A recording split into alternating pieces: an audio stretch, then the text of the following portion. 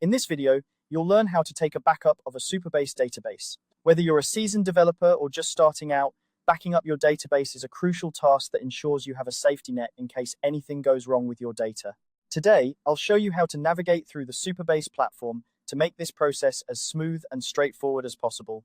First, head over to the Supabase website by typing supabase.com into your browser. Supabase is a powerful, open-source alternative to Firebase, and it's quickly gaining popularity for its ease of use and robust features. Once you've arrived at the homepage, you'll need to log in using your credentials.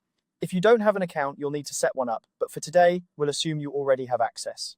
Once you're logged in, you'll see a list of your projects. Each project contains its own database, storage, and API settings. Select the project you want to back up by clicking on it. This will take you to the project's dashboard, where you can manage all aspects of your project. Now, look to the bottom left corner of the dashboard. You'll find the Project Settings option there. Click on it to open up the Settings menu, which allows you to configure various elements of your project. The Settings menu is your gateway to all the administrative tasks related to your project, including backups, so it's important to familiarize yourself with this area. As you scroll through the Settings menu, look for the option labeled Transfer Project. Although this might sound unrelated to backups, this section allows you to export your project data. Click on this option, and you'll be guided to a page where you can choose to transfer your project to another organization or account. Next, you'll need to select an organization to transfer your project to. This step is necessary for creating a backup. If you're working within a team or have multiple accounts, this is where you would choose the destination for your project's backup.